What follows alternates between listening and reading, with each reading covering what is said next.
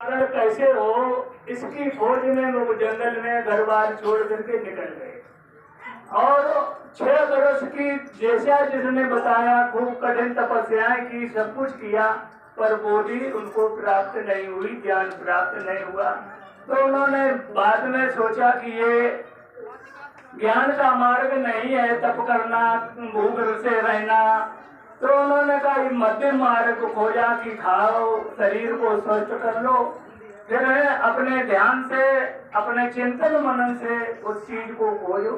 तो उन्होंने ऐसा किया, ध्यान लगाया, तो उन्होंने अपने दुख दूर किए। राग द्वेष जो होते हैं हमारे मन के मैल होते हैं, जब इनके मैल हटते हैं तब बोधि प्राप्त होती है, तब ज्ञान प्राप्त होता है। तो ये जो राग द्वेष मोह होते हैं, ये हमारे मन के मैल हैं, और जिस विद्या से ये मन के मैल हटे वो बोधि कहलाती है, और जो बोधि को धारण करता है वो बुद्ध कहलाता है। तो हम बुद्ध की शरण में जाएंगे तब जब हम उस बोधि को जानेंगे। राग द्वेष को दूर करने का क्या उपाय है, कैसे हम अपने राग द्वेषों को निकाल सकते हैं, वो विद्या आपको आ जाएगी, तब आप कहेंगे कि हम बुद्धं शरणं गच्छामि।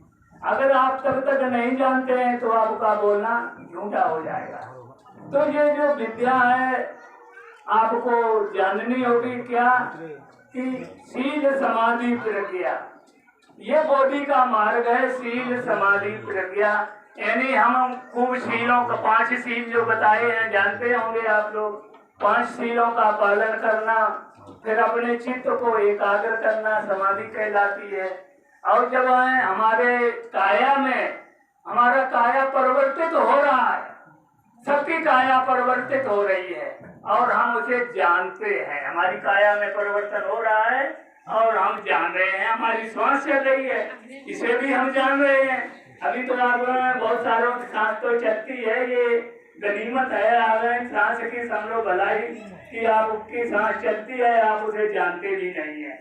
अगर सांस पल भर के लिए रुक जाए तो क्या होगा, जीवन ही समाप्त होता है। तो जीवन है वो आप नहीं जानते हैं।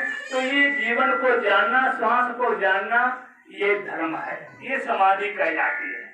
तो इसको जानेंगे ये धम्म है। तो अभी कहेंगे धम्मं शरणं गच्छामि का मतलब है हम अपनी श्वास को जानते हैं, आती है जाती है, इसका हम अध्ययन करते हुए अभ्यास करेंगे।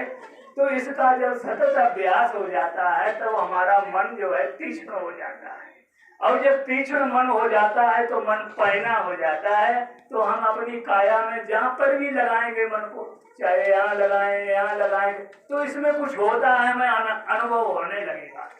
तो ये जो अनुभव होता है यही प्रज्ञा कहलाती है। जो कुछ हो रहा है हमारी काया में और हम उसको जानते हैं, तो ये प्रज्ञा कहलाती है। प्रत्यक्ष ज्ञान जो हो रहा है वो हम जान रहे हैं, और जान रहे हैं तो समता पूर्वक जान रहे हैं। अच्छे को अच्छा नहीं मानते, बुरे को बुरा नहीं मानते, हम समता में बैठ करके उसको जानते हैं। तो जो ऊपर उखड़ के आता है नष्ट हो जाता है, क्योंकि हम उसको भोगते नहीं है, समता में रहते हैं। तो ये बुद्धि का ज्ञान है। इसको ज्ञान को धारण करने से हमारे मन में जो तरह तरह के राग द्वेष मोह जन्म जन्म के इकट्ठे हैं, धीरे धीरे धीरे धीरे निकलना शुरू हो जाता है। अब जब सारे मैल दूर हो जाते हैं, ये तृष्णा कहलाती है, सारी तृष्णा दूर हो गई तो हम बुद्ध हो जाते हैं, अनंत हो जाते हैं, शुद्ध हो जाते हैं, सत्य हो जाते हैं। तो यही मुक्ति का मार्ग है, यही शील समाधि प्रज्ञा का मार्ग है। यही 3 रत्न हमारे हैं जिनकी सहायता से हम उस मुक्ति के मार्ग को चल करके मुक्ति हो सकते हैं।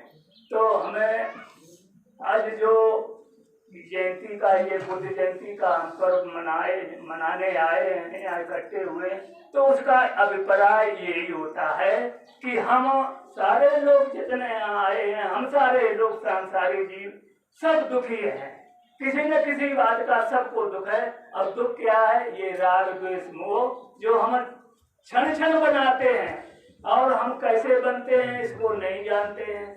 तो यही जानना आ जाए, इन पर हम रोक लगा दें, नए कर्म संस्कार हम न बनाएं, पुराने हमारे ऑटोमेटिक धीरे धीरे निकल जाएंगे। तो इस विद्या को हम कुछ जानेंगे, समझाएंगे आप लोगों को थोड़ा बाद में, तो जानेंगे और उसका हम अभ्यास करेंगे तो धीरे धीरे वो निकलना शुरू हो जाएंगे। तो यही संकल्प लेकर के आज हम जो ये आयोजन मना रहे हैं, हम अपने मन में जो हमारे में विकार हैं इनको दूर करने का प्रयास करेंगे, तभी तो हमें लाभ होगा। और अगर हम इसको नहीं जानते हैं और हम उसको करते भी नहीं हैं तो वैसे खूब जय जयकार मनाते रहो, झंडे घुमाते रहो, कुछ भी करते रहो, उसे हमें लाभ क्या होगा। बुद्ध ने तो ज्ञान खोजा, बुद्ध तो मुक्त हो गए। अब बुद्ध जब कभी आएंगे तो किसी को सिखाएंगे, अब जब तक नहीं है तब तक तो हमें अपने प्रयास से ही उनका ही ज्ञान जो है, पूर्व का ज्ञान जो है उन्होंने हमको खोज के दिया, हम उस मार्ग का अनुसरण करेंगे तो हमारे भी दुख दूर होंगे। अगर नहीं करेंगे तो कैसे दूर हो जाएंगे। करना पड़ेगा आपको, मेहनत आपको करनी पड़ेगी, तब आपके दुख दूर होंगे। भगवान की वाणी में अगर तुम्हें ही किंचित तर्पण अक्खा तारू तथागत, यदि कोई तथागत होगा तो आपको मार्ग बता देगा, पर चलना तो आपको पड़ेगा, प्रयास तो आपको करना पड़ेगा। आप मेहनत करेंगे तो जितनी जितनी करेंगे उतना उतना आपको सुख शांति मिलती चली जाएगी। और नहीं करेंगे कुछ, जय जयकार करके ही चले जाएंगे तो आप जैसे हैं वैसे ही बने रहेंगे और दुखों को वृद्धि करेंगे। तो आप लोग अगर यहाँ सही माने में बुद्धि जयंती का पर्व मनाने के लिए आए तो सच्चे ज्ञान को धारण करना होगा, आपको सत्य के मार्ग का अनुसरण करना होगा, तब आपके दुख दूर होंगे। जिसको अभी अभी हम थोड़ी देर में जब समय मिलेगा तब ठीक से आपको बताएंगे। तो अभी